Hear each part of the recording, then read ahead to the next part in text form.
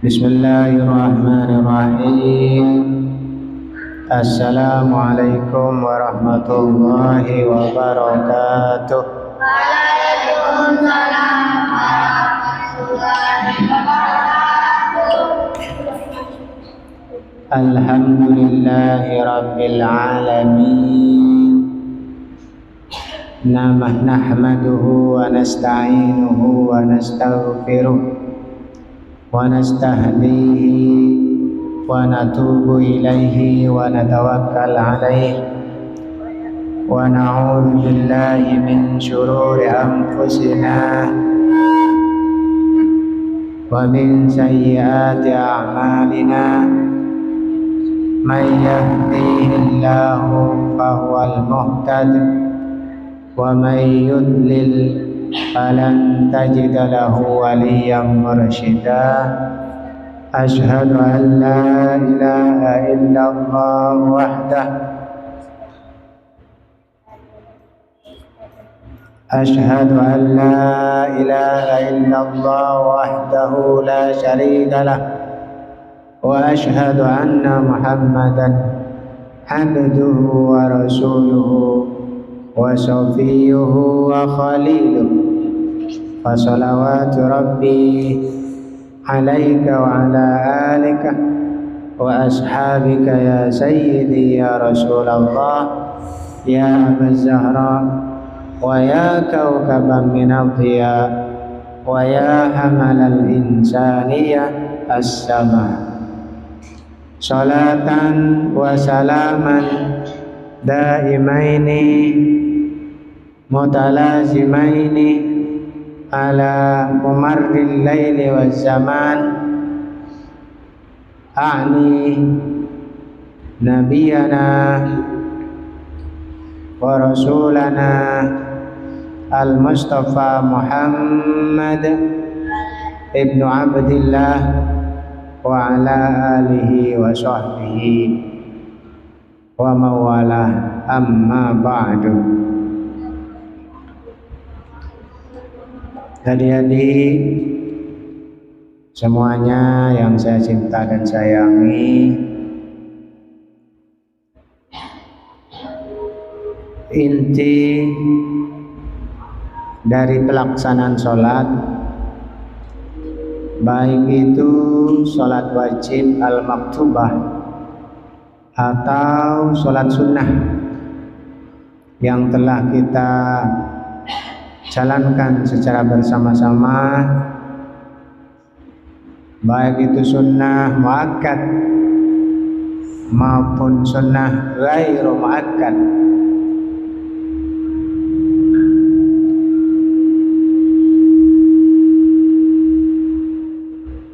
Yang bunyi yang mana itu?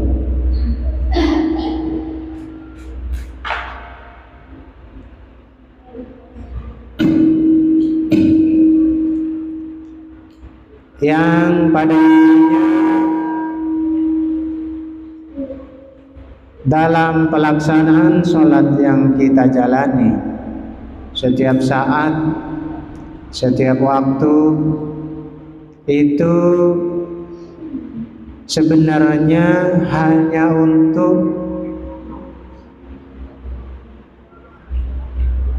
kita mendapatkan kebaikan-kebaikan dan menghilangkan atau menjauhkan keburukan-keburukan dari diri kita, lingkungan kita, keluarga kita, alam kita, dunia ini. Dalam Al-Quran dijelaskan, innas sholata tanha anil fakhsya'i wal munkar. Innas sholata tanha anil fakhsya'i wal munkar. Sesungguhnya bahwa inti dari pelaksanaan sholat yang kita lakukan di sini adalah untuk tanha, mencegah, menjauh, lari jauh atau menjauhi atau menjauhkan diri kita anil fahsyai, dari keburukan-keburukan, baik keburukan berupa kesehatan, misalnya kita sakit, kita dijauhkan dari segala penyakit.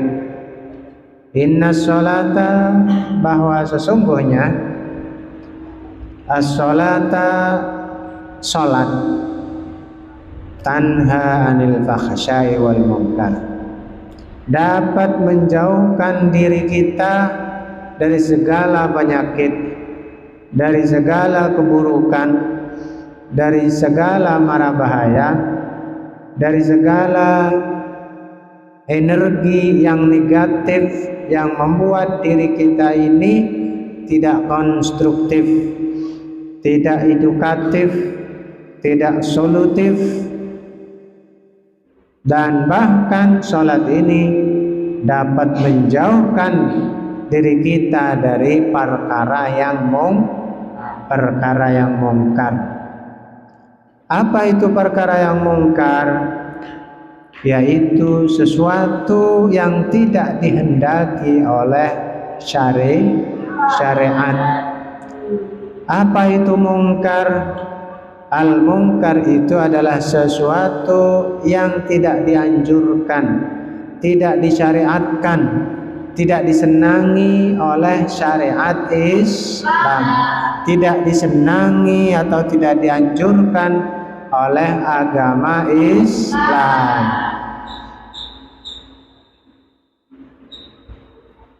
Jadi kita harus lebih banyak menciptakan rasa dalam diri kita ini. Jangan sampai kita melakukan ibadah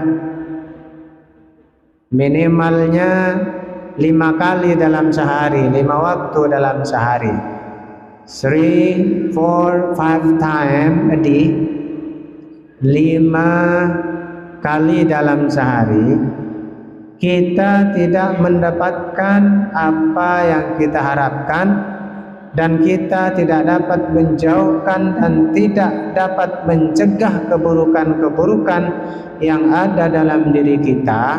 Maka yang perlu kita lakukan pertama adalah evaluasi, melakukan muhasabah, melakukan introspeksi diri, melakukan analisa, melakukan kewaspadaan, melakukan siasat koreksi dalam pelaksanaan sholat kita sehari-hari. Jangan sampai kita ini sudah muslim dari lahir, muslim dari kecil, umat Islam, hamba Allah yang percaya dan iman kepada Allah, melaksanakan sholat sampai saat ini umur dewasa, umur remaja, bahkan nanti umur tua, namun kita tidak merasakan manfaat sedikit pun dari sholat itu, maka tentunya ada yang salah dalam pelaksanaan sholat kita. Apa yang salah? Kemarin sudah jelas dijelaskan oleh hadis. Kesalahan kita, kesalahan mata kita, kesalahan organ tubuh, anatomi, fisiologi tubuh, seluruh anggota tubuh kita ini dikarenakan apa kemarin?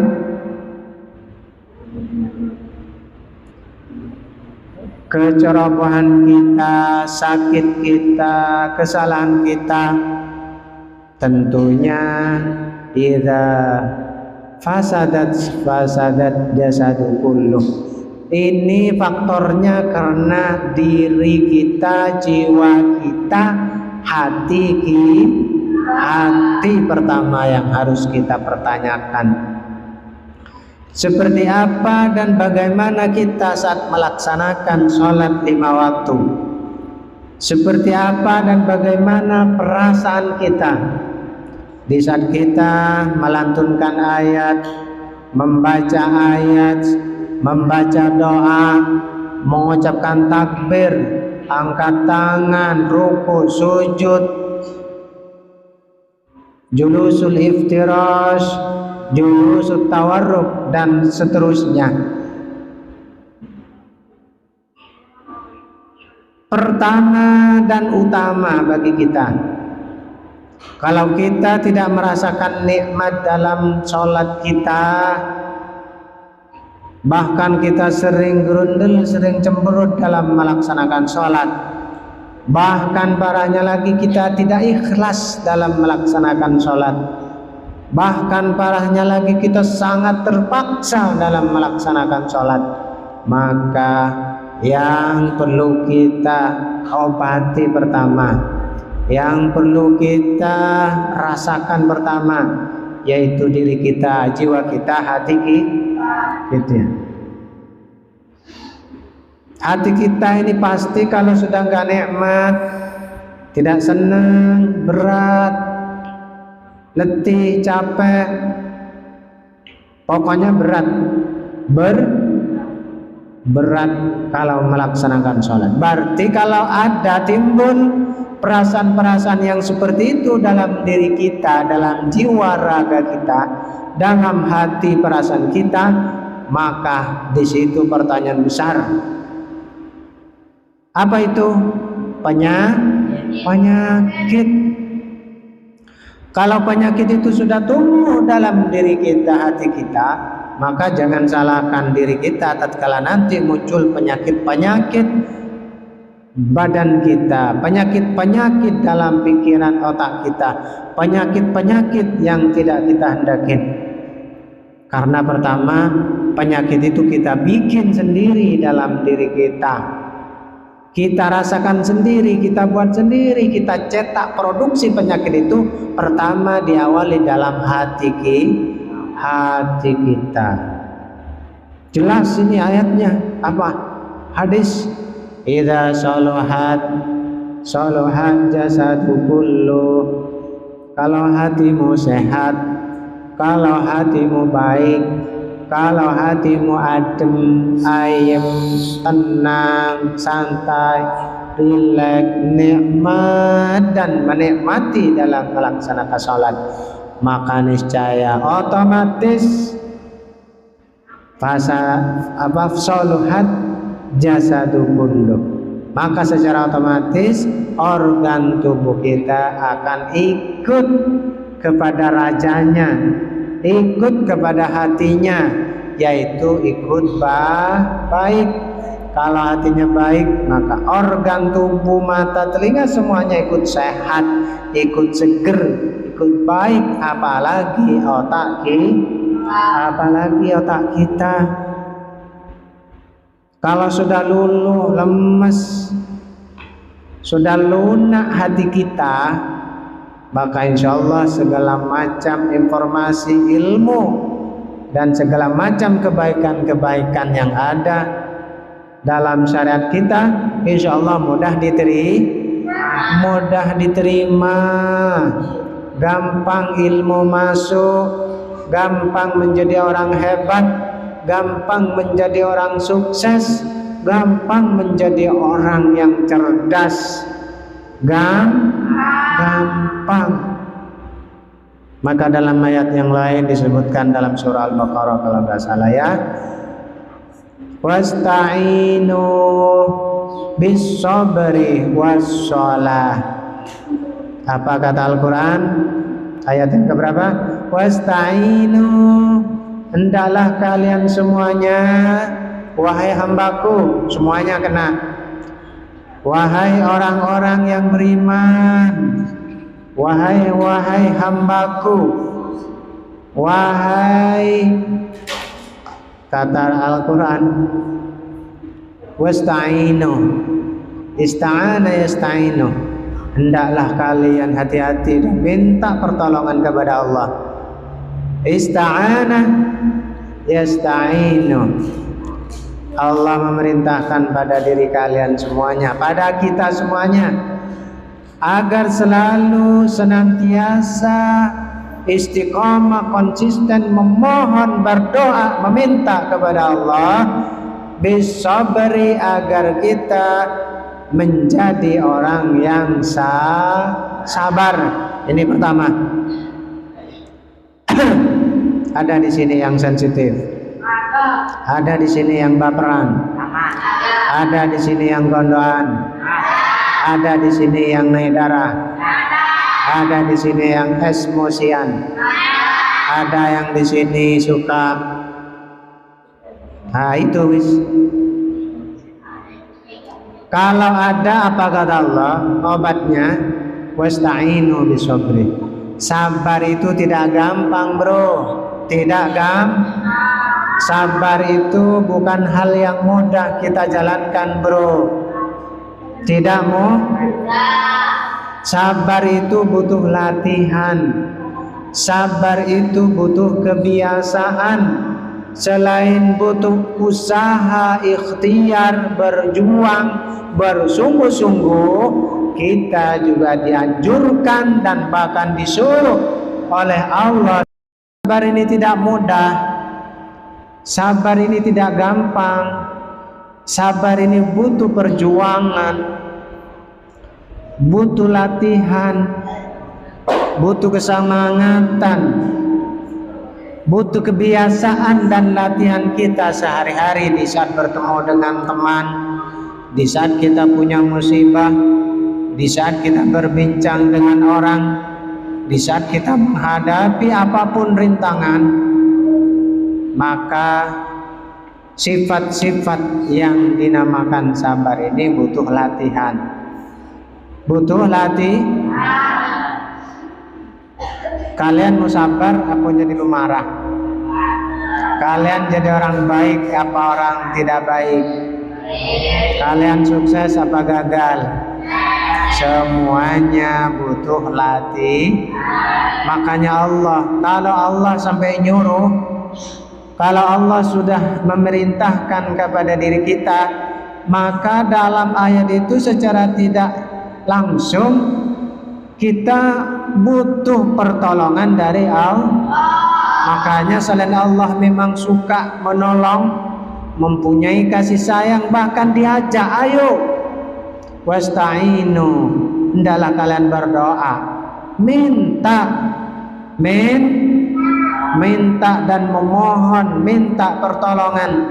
Wasta'inu bisabri, minta untuk jadi orang yang sabar. Wasta'inu bisabri, mintalah pertolongan, bisabri dan juga kesabaran, atau mintalah selalu kesabaran. Ini yang pertama. Coba teliti semuanya. Punya keluarga semuanya? Punya ibu semuanya? Punya bapak semuanya? Punya tetangga semua? Punya teman semua? Lihat mereka ini termasuk orang yang sabar apa yang tidak sabar? Hah? Sabar apa tidak sabar? Kadang temannya hanya pengen pinjam pulpen. Mas, aku pinjam pulpen ya. Jawabannya apa? Ngamuk. Siapa? Ada enggak? Baru mau pinjam. Belum lagi kalau dirampok, diambil. Belum lagi kalau dicuri. Kadang ngomong baik-baik, Mas, aku ajarin dong, aku mau belajar bahasa Arab. Apa jawabannya? Malas, capek, muring. Oh, kamu itu sudah keluar semua yasinnya dari mulutnya. Keluar semua yasinnya, keluar. Kalau itu artinya apa? Manusia dominan tidak menjadi orang yang sabar. Kecuali siapa? Oleh Allah, orang yang memenuhi panggilan Allah, yaitu orang yang meminta, memohon agar diberikan kesabaran. Ya Allah, jadikan aku orang yang sabar. apapun yang terjadi, ya Allah, atau astagfirullah, subhanallah, alhamdulillah.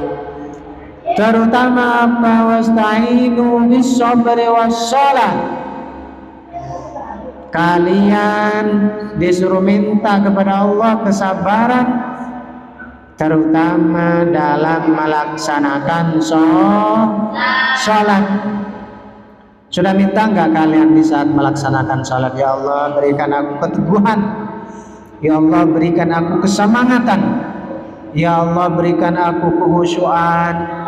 Ya Allah, berikan aku jadi anak yang soleh, jadi orang yang nurut, jadi anak yang berbakti, jadi anak yang suka mendengarkan, jadi anak yang diam di saat guru menjelaskan, menjadi anak yang taat mendengarkan kata orang tua, mendengarkan kata guru, mendengarkan nasihat dari siapapun yang pantas untuk kita jadikan panutan, yang pantas untuk kita ambil kebaikan-kebaikannya. Kenapa dalam sabar dan sholat ini harus kita selalu mohon kepada Allah? Wa innaha lakabiratun illa 'alal khashi'in. Apa kata Allah? Allah sudah memberi gambaran di sini. Allah sudah memberi pandangan kepada kalian, wahai bocah-bocah yang masih belajar, yang masih tahap menuntut ilmu.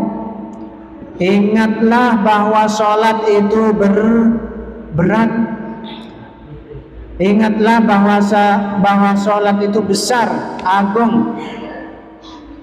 Ingatlah bahwa sholat itu wa innaha lakabiratun, karena sabar dan sholat itu pekerjaan yang tidak gampang, alias susah, alias berat. Siapa kira-kira di sini? Coba rasakan, Mas Faisal, rasakan, bayangkan di saat sholat kamu ini sudah tenang apa khusyuk apa malah sebaliknya. Silakan satu-satu apa yang kalian rasakan setiap melaksanakan sholat. Sholat itu 5 kali. Apa yang kalian tanggapi dalam hatinya? Apa yang kalian rasakan dalam hatinya? Mas Alex, Hafiz, semuanya yang ada di sini. Apa yang telah kalian renungkan? Apa yang telah kalian dapatkan? Apa yang kalian telah rasakan di saat kalian menghadapi, di saat kalian melaksanakan, di saat kalian berada dalam sholat? Ada enggak hasilnya? Sudah ada enggak apa yang kalian rasakan dalam sholat itu? Jangan-jangan ketika sholat malah tambah ngayal. Ada apa tidak? Jangan-jangan di saat sholat malah justru garuk-garuk. Di saat sholat justru malah grundel. Di saat sholat justru malah pokoknya berat. Andaikan tidak ada ustaz, andaikan tidak ada yang ngajar, andaikan tidak ada orang tua yang nyuruh, yang memerintahkan, niscaya sholat kalian akan kalian tinggalkan ini sholat. Kenapa? Sholat ini berat. Makanya jangan heran nanti suatu saat akhir zaman sholat akan berangsur hilang, sholat akan berangsur tidak ada yang melaksanakan. Jangan heran, karena memang kodratnya untuk menjadi orang sabar ini berat, untuk melaksanakan sholat ini berat. Namun kata Allah, dilanjutkan dalam ayatnya, wa innaha lakabiratun, ini hal yang berat, illa 'alal khashi'in. Ada pengecualian, sholat ini menjadi ringan, sabar ini menjadi ringan. Sholat sabar ini menjadi kenikmatan yang luar biasa. Salat ini menjadi kedahsyatan dalam diri kita, illa al khashin, yaitu bagi orang-orang yang khusyuk. Siapakah orang yang khusyuk yang dimaksudkan di sini? Illa alal khashi'in. Orang yang khusyuk yang dimaksudkan dalam ayat ini adalah pertama jelas, satu, orang yang beriman kepada Allah. Kira-kira kalau nggak beriman kepada Allah bisa sholat apa tidak?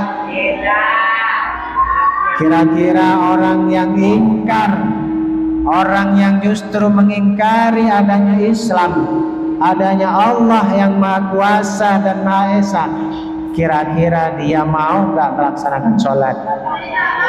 Tambah berat, tambah jauh. Alal khashin.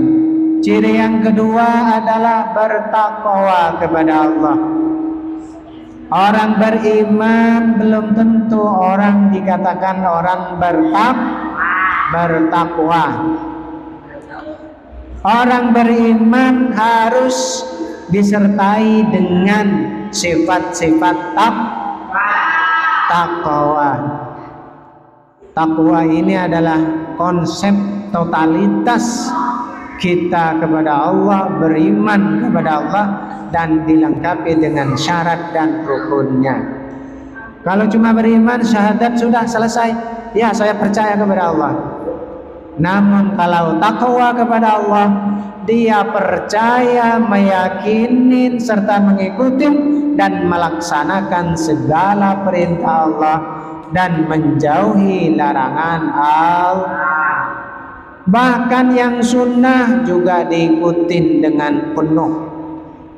Bahkan yang mubah sekalipun kalau tidak bermanfaat ditinggalkan. Yang pada intinya orang yang bertakwa adalah selalu bermanifestasi dalam segala aspek kehidupannya untuk terus mengharap, memohon, mendekat kepada Allah.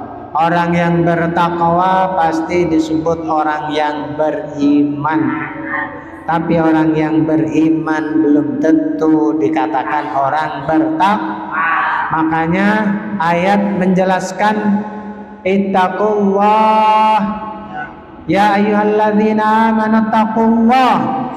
Wahai orang-orang yang beriman. Syarat bertakwa tentunya beriman dulu. Tidak mungkin orang bertakwa tapi tidak beriman, tidak mungkin. Makanya firman Allah ini yang dipanggil pertama, ya ayyuhalladzina amanu, wahai orang-orang yang beriman, ittaqullah, tingkatkan perilaku baikmu. Ittaqullah, dekatkan dirimu kepada Allah. Ittaqullah, taatlah kepada Allah. Ittaqullah, lakukan perintah Allah.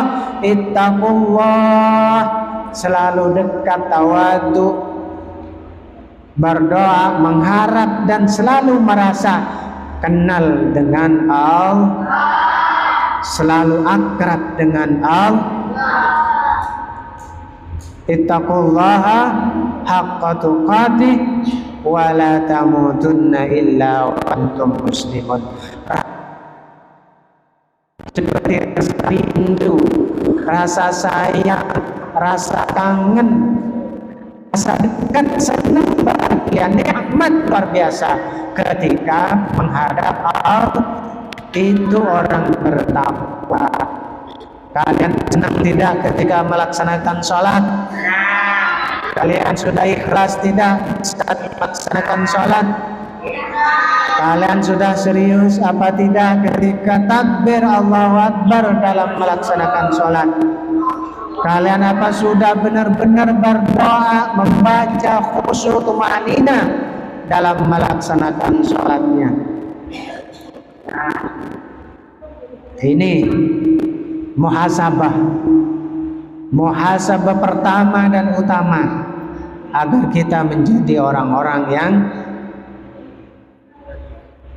baik, menjadi orang-orang yang nikmat, menjadi orang-orang yang hatinya bisa membuat organ tubuh lainnya sehat dan baik. Ini pertanyaannya. Jangan sampai pertanyaan yang tadi itu terjadi pada kalian. Allahu Akbar. Apa yang terjadi dalam hati pikirannya? Aduh, kekenyangan, aku pengen BAB. Ada enggak yang seperti itu? Allahu Akbar. Muncul, aduh, jajanku di lemari masih ada enggak ya? Allahu Akbar. Aduh, tadi aku tidak sempat minum es. Allahu Akbar. Aduh, pengen kentut. Allahu Akbar. Aduh, sakit perut. Allahu Akbar. Aduh, ingat ke rumah, ingat ke TV, ingat ke main, ingat ke game, ingat ke benda, ingat ke kelakuannya, ingat kepada hal-hal yang tidak diharapkan dalam pelaksanaan sholat itu. Jadi alal khasyin, sholat ini menjadi ringan, menjadi enteng, menjadi tenang, senang, bahagia dalam melaksanakannya, yaitu orang yang khasyin tadi. Orang khasyin siapa tadi? Orang yang sudah bertakwa.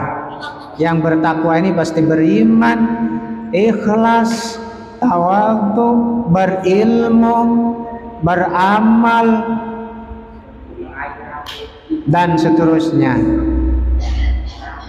Jadi kalau kalian masih ada sifat-sifat yang tidak sesuai dengan syar'i atau mungkarat, maka hendaklah ayo kita rubah bersama-sama. Hendaki dirimu, hendaki pikiran dan hatimu, niatkan dalam dirimu untuk merubah dirimu, untuk membawa dirimu kepada hal yang lebih baik. Lebih baik kemana? Menjadi orang yang illa alal khasyin, menjadi orang yang khusyuk.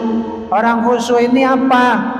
Dalam hati pikirannya hanya ada kalimat Allah. Di saat makan ingat kepada Allah, di saat kerja ingat kepada Allah, di saat sholat apalah, di saat jalan di mobil selalu ingat kepada Allah, baca bismillah, baca doa, istighfar, zikir, wirid, dan seterusnya. Selalu rindu ingat kepada Allah. Ini ciri-ciri orang yang khusyuk. Jangan sampai kebalik, jangan sampai ketukar. Di saat sholat justru malah gak ingat kepada Allah sama sekali. Na'udzubillah.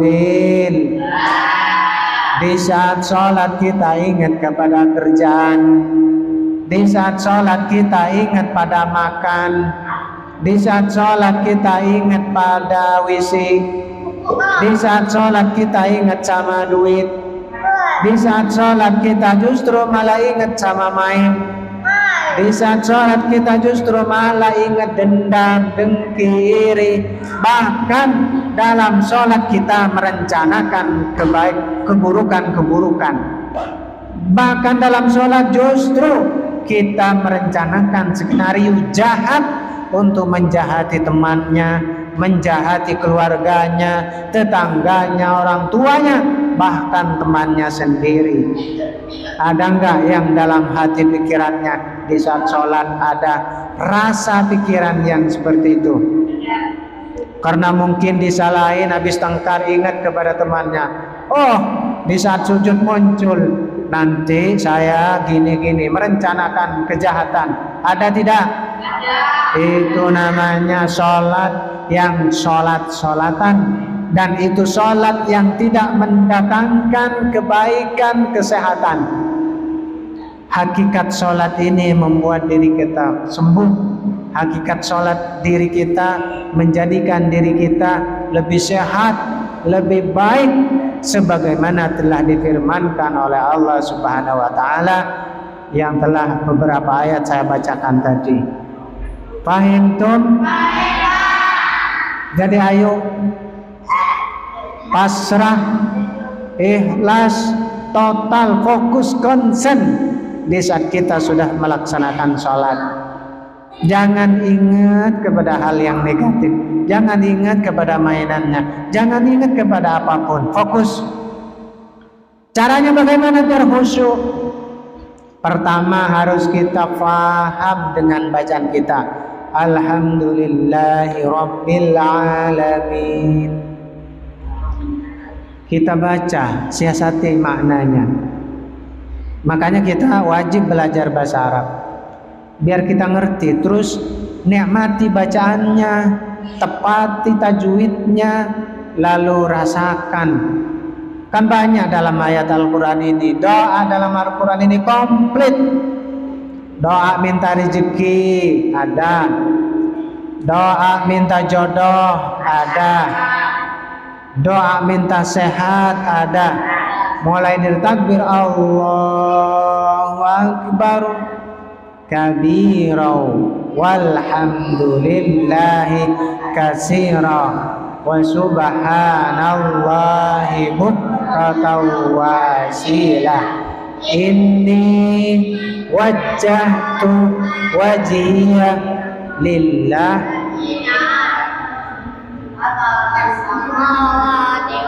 inna salati wa mahyaya wa mamati rabbil alamin, dan seterusnya.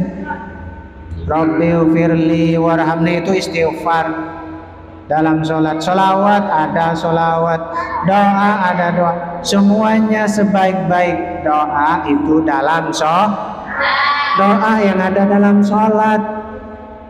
Ada nih kadang di saat wirid, di zikir di luar sholat khusyuk, Allahu Akbar, ada enggak? Astagfirullah, astagfirullah, khusyuk kayak khusyuk. Saking khusyuknya sampai golang-goleng.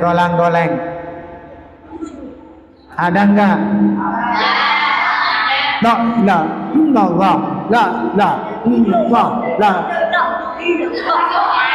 ada enggak yang seperti itu? Kenapa harus bergoyang?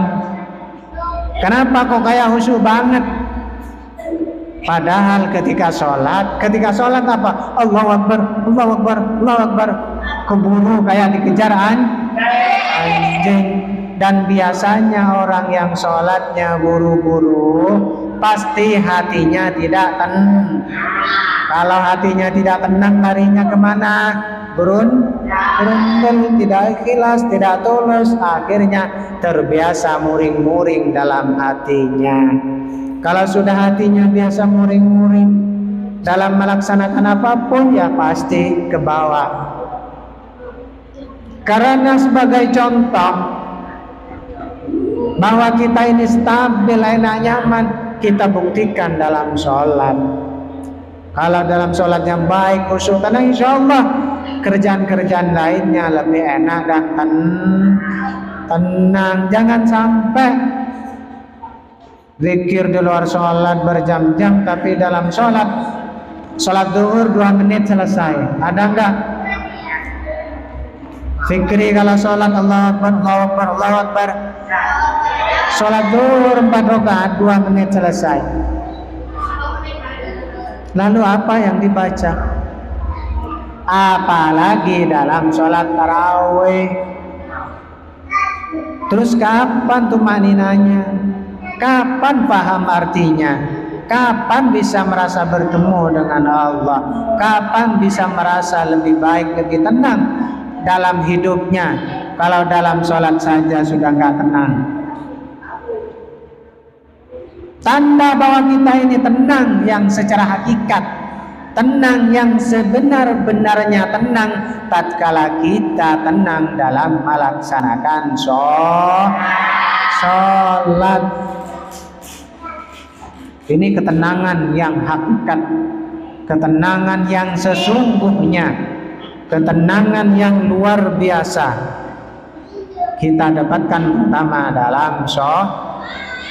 Oleh karena itu semuanya mulai dari sekarang dan seterusnya, mulailah mempelajari, mensiasati, menikmati pelaksanaan sholatnya. Apalagi ada kan di saat sholat malah ngantuk, ada tidak? Saat sholat malah ngantuk, ada tidak? Macam-macam. Jadi mari kita optimalkan perintah Allah, inna sholata tanha anil fahsyai wal munkar. Jadikan sholat kita ini pembuang, pengobat, penyembuh terhadap kemungkaran dan keburukan dalam diri kita. Yang kedua, ayo dan mari di akhir kultum ini kita ajak, saya pada khususnya mengajak pada diri saya pribadi untuk menjadi orang yang khusyuk. Orang yang khusyuk adalah orang yang mampu melaksanakan semua kewajiban dan menjauhi larangannya, dan juga mampu menjalankan sabar dan sholat dengan tenang, enteng, ringan. Itu ciri. Ini Allah yang berfirman, saya hanya menyampaikan. Saya semampunya menyampaikan, menjelaskan kepada antum semuanya agar kita lebih sesuai, lebih cocok dengan perintah syariat Islam. Antum? Baik, habis ini harus memberi testimoni semuanya. Saya di saat sholat ini. Saya di saat sholat ternyata rakaat pertama saya khusyuk, rakaat kedua, ketiga, keempat buyar, mikir, lapar, haus, dipikir, belum mandi, ingat ketengkarnya, ingat segala macam. Ini bahaya. Jangan dibiasakan. Sholat itu inna sholati wa nusuki wa mahyaya wa mamati lillahi rabbil alamin. Sholat tatkala kita takbir Allahu Akbar, itu artinya yang lain itu hilang, yang lain urusan yang lain di luar itu tidak ada arti. Yang ada hanyalah Allah. Yang hadir dalam hati, pikiran, jiwa, raga kita hanyalah Allah. Jangan sampai cuma di mulut Allahu Akbar, tapi rasa dan pikirannya ingat kepada gorengan, ingat kepada masakan, ingat kepada duit, ingat kepada segala macam diingat. Buang segalanya tatkala kita Allahu Akbar. Apa artinya? Allah Maha Allah Maha Besar. Yang lain kecil, dunia permainan teman orang tua anak, istri, semuanya tidak ada artinya. Kecil bahkan tidak ada artinya sama sekali. Jadi kalau saat sholat, pastikan yang paling terdepan, yang paling agung, paling besar, yang paling diingat dalam hati dan pikirannya sesuai yang diomongkan Allahu Akbar. Artinya kalau sudah Allahu Akbar, yang lain tidak ada. Allahu Akbar, Allah Maha Agung, yang lain enteng, receh, remeh, tidak perlu diingat, buang aja dulu. Buang. Apapun tugas kalian, tugas belajar, tugas masak, tugas jadi Pak Lurah, tugas jadi polisi, tugas jadi TNI, tugas jadi presiden, apapun tugas Anda, apapun tugas antum, kalau melaksanakan sholat, semua pekerjaan kalian yang ada di dunia ini adalah kecil. Artinya apa? Jangan terlalu dipikir, buang jauh-jauh. Ketika takbir Allahu Akbar, hanyalah Allah yang ada. Allahu Akbar. Itu lebih nyaman, lebih tenang, lebih santai. Insya Allah pekerjaan kalian juga akan lebih baik. Kalian melaksanakan tugasnya, akan menjalankan tugas dengan baik. Paham tidak? Fahimtum? Fahimtum? Ini jarang nih, jarang sekali orang yang memperhatikan mengenai perilaku, peristiwa, kebiasaan, dan latihan dalam melaksanakan sholat. Bahkan ada yang mengatakan, wis sholat Allahu Akbar, ya udah itu aja, selesai. Yang penting kita takbir, tapi pikirannya, matanya, mulutnya, pikirannya kemana-mana. Itu bukan disebut dengan orang yang khusyuk. Justru itu adalah yang jauh dari harapan Allah Subhanahu wa Ta'ala. Paham di sini? Habis ini saya akan kasih tugas. Semuanya harus menulis sebagai bentuk muhasabah. Tulis di saat kamu sholat biasanya ingat apa saja. Kalau kamu ingat ini, tulis semua. Terus tanya manfaat, tujuan, dan apa maksudnya. Terus caranya bagaimana, apa yang terbaik, apa yang harus kalian tekuni, lakukan, rasakan dalam sholat. Tulis juga. Kamu harus seperti apa melaksanakan sholat.